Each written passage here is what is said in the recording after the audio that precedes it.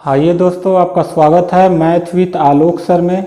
आज दोस्तों हम लोग पढ़ने वाले हैं सामान्य हिंदी का वर्णमाला का अंतिम पार्ट। इसके पहले मैं 5-6 पार्ट दे चुका हूं। आप मैथ विद आलोक सर के चैनल में जाके वहां से देख सकते हैं। कुछ जो पार्ट छोटे छोटे पार्ट छूटे हुए थे, यानी अंतिम पार्ट है ये। इसके बाद वर्णमाला समाप्त हो जाएगा, पूरा कंप्लीट वर्णमाला समाप्त हो जाएगा।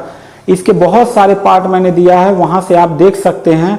मैं आपको ये गारंटी दिलाता हूं कि अगर इसके सारे पार्ट आप देख लेंगे तो वर्णमाला से एक भी क्वेश्चन आपके किसी भी कॉम्पिटिटिव वनडे एग्जाम में आपका क्वेश्चन गलत नहीं होगा। आज दोस्तों हम लोग पढ़ेंगे 4-5 चीजों को हम देखेंगे। एक देखेंगे अंतस्थ व्यंजन, एक उसमें या संघर्षी व्यंजन, एक उच्छिष्ट व्यंजन, एक संयुक्त व्यंजन, एक द्विगुज व्यंजन, अयोगवाह क्या होता है, हिंदी वर्णमाला के नए वर्ण क्या हैं और अनुनासिक वर्ण क्या है। तो सबसे पहले हम फोकस करेंगे कि अंतस्थ व्यंजन। तो देखो, अंतस्थ व्यंजन की जब संख्या पूछ दे तो बाबू मेरे 4 देखिएगा। संख्या बराबर कितना हो जाएगा? 4 हो जाएगा। इसकी संख्या कुल कितनी है? 4 है। कौन कौन सा? य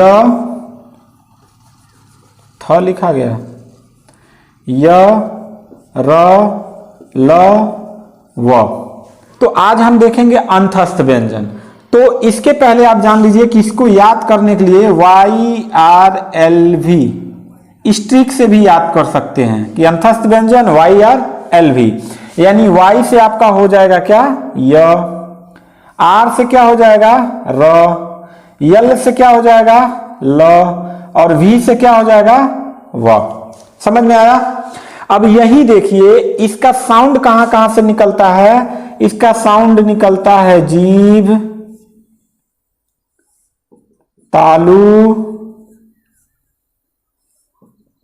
दंत, ओष्ठ। कहां कहां से निकलता है? जीभ, तालु, दंत, ओष्ठ, यहीं से निकलता है। समझ में आ रही बात? अब ये देखिए, इसको कहीं कहीं अर्ध व्यंजन वर्ण भी कहते हैं, पहला। दूसरा, इसको कोमल व्यंजन वर्ण भी कहते हैं। समझ में आ रही बात? तो अगर आपसे क्वेश्चन इस टाइप से पूछ दे कि अर्ध व्यंजन वर्ण किसे कहते हैं, तो YRLV को कहते हैं। ये आपका ट्रिक हो जाएगा। ठीक है, क्या हो जाएगा? ट्रिक हो जाएगा। YRLV अंतस्थ व्यंजन YRLV। तो Y से य, R से र, L से ल, W से V। ये तीर एरो गया है यहां पे। समझ में आया? और इसका साउंड कहां कहां से निकलता है बाबू? जीभ, तालु, दंत, ओष्ठ। ठीक है, अगर आप ऐसे नहीं याद कर पाएंगे तो इसका भी ट्रिक बना लीजिएगा। J T D O, यानी क्या हो जाएगा? J से जीभ, T से तालु, D से दंत, O से ओष्ठ। समझ में आया? यानी ये और ये अगर आप याद कर लिए तो ये साउंड हो जाएगा और यह इसका क्या हो जाएगा? वर्ण हो जाएगा। समझ में आ गई बात? अब देखो, इसको अर्ध व्यंजन वर्ण क्यों कहते हैं और कोमल व्यंजन वर्ण क्यों कहते हैं। देखो, अंतस्थ व्यंजन वर्ण का साउंड जो होता है बड़ा स्लोली निकलता है, यानी बड़े प्यार से निकलता है, और यह पूरा स्पर्श नहीं करता है। जीभ को पूरा स्पर्श नहीं करेगा, तालु को पूरा स्पर्श नहीं करेगा, दंत को पूरा स्पर्श नहीं करेगा, ओष्ठ को पूरा स्पर्श नहीं करेगा। जैसे एग्जांपल के लिए मैं आपसे कह दूं प, फ, ब, भ, म, तो देखो जो हमारा ओठ है वो पूरा स्पर्श कर रहा है, लेकिन कह दूं व, तो ओठ को स्पर्श कर रहा है, किनारे किनारे कर रहा है, पूरा नहीं कर रहा है। जैसे देखो प, व।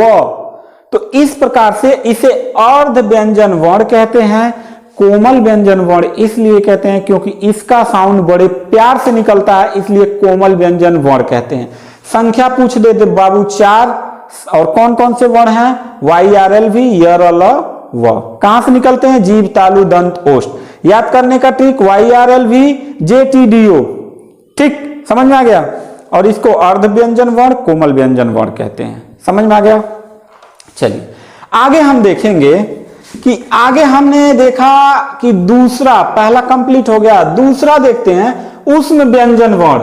तो देखो, इसकी भी संख्या 4 है। श, श, श, ह। ठीक है, इसकी संख्या कितनी है? 4 है। इसको याद करने का ट्रिपल एस एच, ये आपका हो जाएगा ट्रिक। आपसे पूछ दे उसमें व्यंजन वर्ण ट्रिपल एस एच, बस इतना याद करना है, ठीक है। और संख्या पूछ दे तो 4। देखो यस से क्या हो जाएगा? स, इस यस से स, इस यस से स और यच से ह। संख्या पूछ दे तो 4। अब इसको कहते किसको हैं, इसकी परिभाषा क्या है? तो देखो, ऐसे व्यंजन वर्ण जिसका उच्चारण करने में उष्म वायु द्वारा घर्षण से उत्पन्न जो संघर्ष के माध्यम से निकलता हो वर्ण, यानी जिसको बोलने में वायु अधिक लगे, घर्षण के साथ निकले, गर्म वायु निकले, तो उसे हम क्या कहते हैं?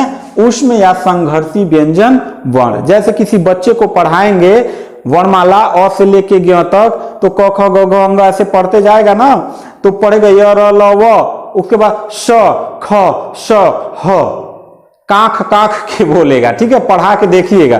तो यानी इसको बोलने में अधिक ऊर्जा लगती है, वायु हमारा गर्म हो जाता है, बड़े संघर्ष के साथ निकलता है, इसीलिए इसको उष्म गर्मी वाला व्यंजन वर्ण अथवा संघर्षी यानी संघर्ष के माध्यम से निकलता है। समझ में आ गई बात? चलिए अब देखेंगे तीसरा नंबर, उक्षिप्त व्यंजन वर्ण। तो देखो उक्षिप्त व्यंजन वर्ण क्या होता है?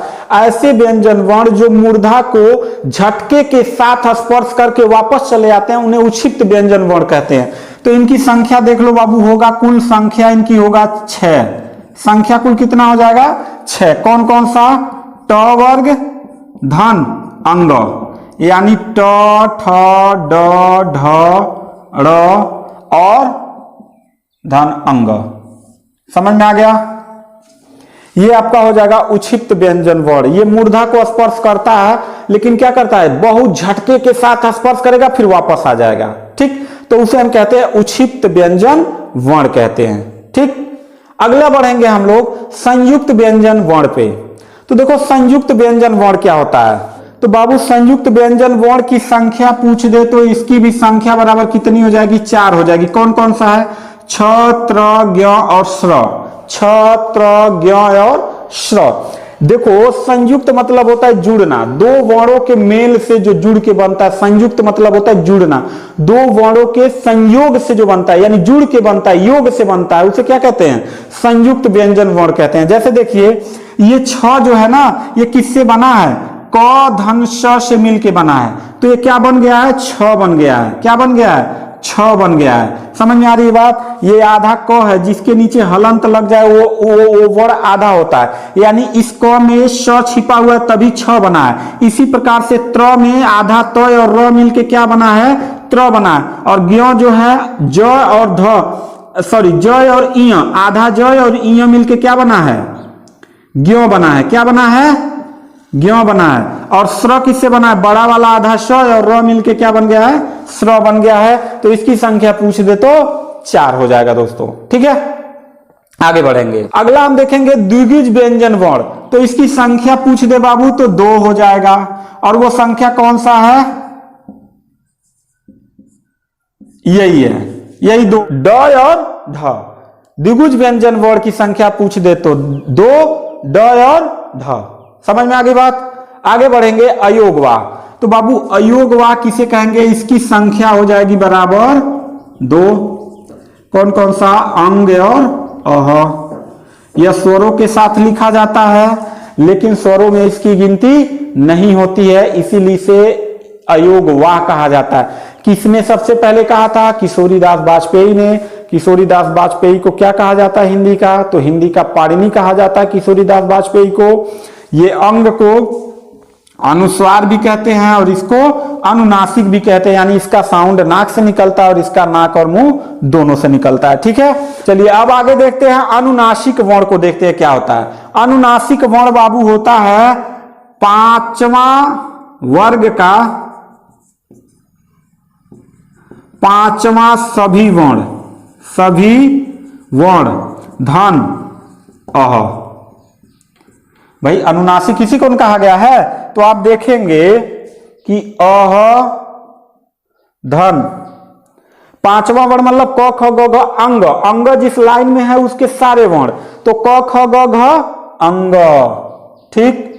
च छ ज झ इञ, ट ठ ड ढ ड़, त थ द ध न और प फ ब भ म। तो इनकी संख्या कुल पूछ दे तो वर्गों वर्णों की कुल 5वें नंबर की संख्या कितना होता है? 5 होता है और एक ये कुल कितना हो जाएगा बाबू? 6 हो जाएगा। समझ में आ गई बात? चलिए आगे बढ़ते हैं कि हिंदी वर्णमाला के नए वर्ण कौन कौन से हैं। तो बाबू हिंदी वर्णमाला के नए वर्ण जो हैं छ, त्र, ज्ञ और फिर आपका आ जाएगा और इनकी संख्या कुल कितनी हो जाएगी बाबू? 5 हो जाएगी। ठीक है, कितनी हो जाएगी? 5 हो जाएगी। ये हिंदी वर्णमाला के नए वर्ण हैं। समझ में आ गई बात? तो दोस्तों ये था वर्णमाला का अंतिम पार्ट जो बहुत ही महत्वपूर्ण है, जो आपके हर कॉम्पिटिटिव एग्जाम में यहां से क्वेश्चन पूछे जाते हैं। अंतस्थ व्यंजन क्या है, उसमें व्यंजन क्या है, उक्षिप्त व्यंजन क्या है, संयुक्त व्यंजन क्या है, द्विगुज व्यंजन क्या है, अयोग वाक्य क्या है, अनुनासिक वर्ण क्या है, हिंदी वर्णमाला में कौन नए वर्ण जोड़े गए हैं, इन सब का पूरा 4, 5, 6 वीडियो मैं दे चुका हूं वर्णमाला का। आप जाके चैनल से देख लीजिएगा और सारे वीडियो देखने के बाद वर्णमाला का नोट्स बना लीजिएगा। इससे ज्यादा का क्वेश्चन आपके किसी भी कॉम्पिटिटिव एग्जाम में नहीं आएगा, इस बात की मेरी पूरी गारंटी है। तो मिलते हैं अगले वीडियो में, तब तक के लिए धन्यवाद।